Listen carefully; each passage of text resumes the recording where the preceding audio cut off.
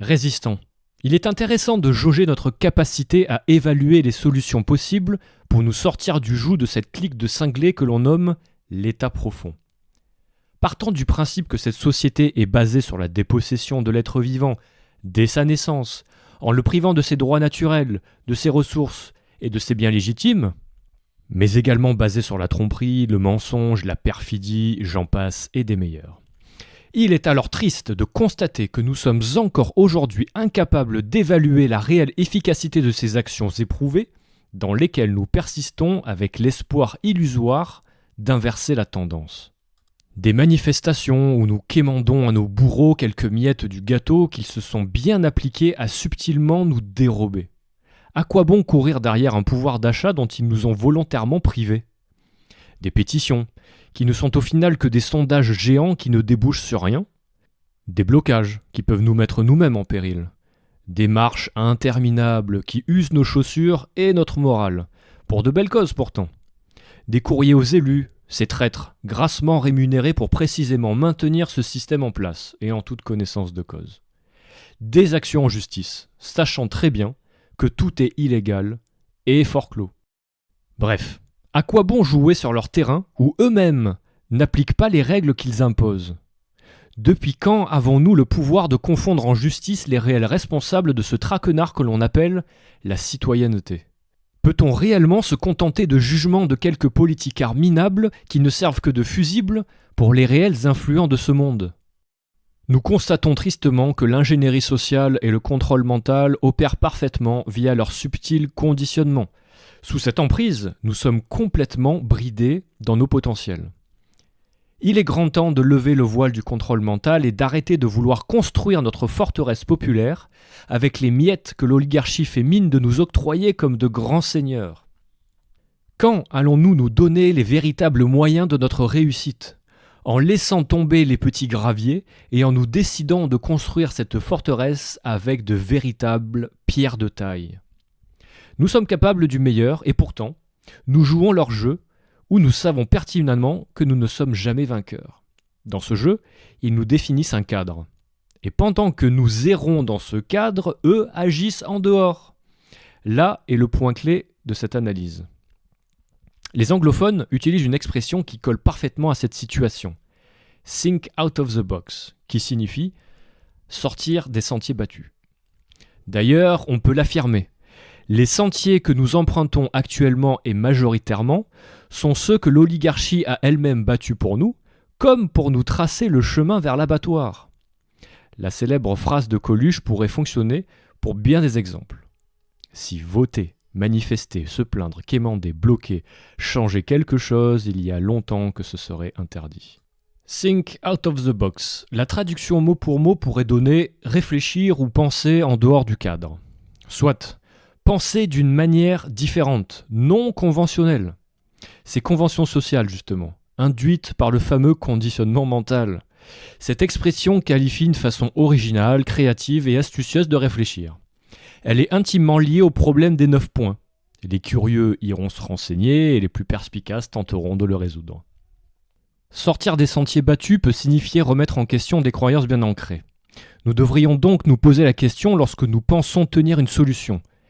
Est-ce bien le meilleur moyen d'arriver à nos fins ?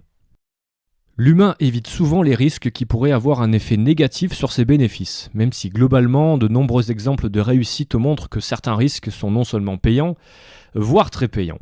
Les adages suivants parlent d'eux-mêmes. Nous n'avons rien sans rien, ou ils ne savaient pas que c'était impossible, alors ils l'ont fait. Réfléchir au-delà du cadre consiste à se libérer de cette prison qu'est le légal. D'une, il s'agit d'une prison juridique où le système est le maître de son jeu et de ses règles.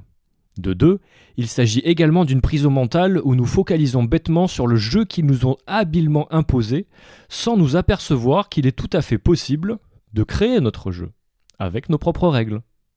Voilà comment il est possible de pouvoir envisager de lutter à armes égales. Car il est selon nous très laborieux et peu efficace de persister à faire valoir nos droits dans leur juridiction de corporations forcloses, de surcroît illégales, illégitimes et frauduleuses. Il est donc capital de sortir de ce cadre en faisant valoir notre juridiction, celle des êtres vivants, libres. Quant à nos actions au quotidien, ne pensons pas pouvoir résoudre un problème complexe en restant bloqués sur des solutions simples, éprouvées ou non adaptées, telles que mentionnées auparavant. Manifestations, pétitions, blocages, recours, justice politique, politicienne, etc. Pour obtenir quelque chose que nous n'avons jamais eu, nous devons faire quelque chose que nous n'avons jamais fait. Nous clamons que nous voulons plus de liberté, voire la liberté, que nous n'avons jamais eue. Mais pour l'obtenir, nous allons devoir faire des choses que nous n'avons jamais faites auparavant. Et plus important encore, nous allons devoir être ce que nous n'étions peut-être pas auparavant. Précisément, en changeant de logiciel et en adoptant le bon état d'esprit. Toutes les bonnes choses demandent du temps, de la persévérance et une certaine dose de risque. Les gens craintifs ne réalisent jamais de grandes choses. Et ce que nous visons modestement, c'est la plus grande transformation que l'humanité n'ait jamais connue. Soyons prêts à sortir de nos zones de confort, qui se présentent actuellement comme des tombeaux à ciel ouvert. À nous d'aller voir ce qui se passe en dehors de ce cadre, en actionnant des leviers émancipateurs qui n'attendent juste une chose, que nous changions notre état d'esprit, car comme le disait Albert Einstein, on ne résout pas un problème avec les modes de pensée qui l'ont engendré. Nous concluons cette analyse en donnant quelques pistes généralistes qui permettent de réfléchir en dehors du cadre. Sortir de sa zone de confort en changeant ses habitudes. Nous savons que nos routines nous écartent d'une certaine créativité. Soumettez vos idées autour de vous, de manière à les confronter à la critique. Il en découlera sûrement des idées auxquelles vous n'avez pas pensé. Tentez de surprendre avec des idées folles. Ce n'est pas pour rien si ceux que l'on nomme fous sont par la suite passés pour des génies. Coupez des écrans et mettez-vous à penser, voire à rêver.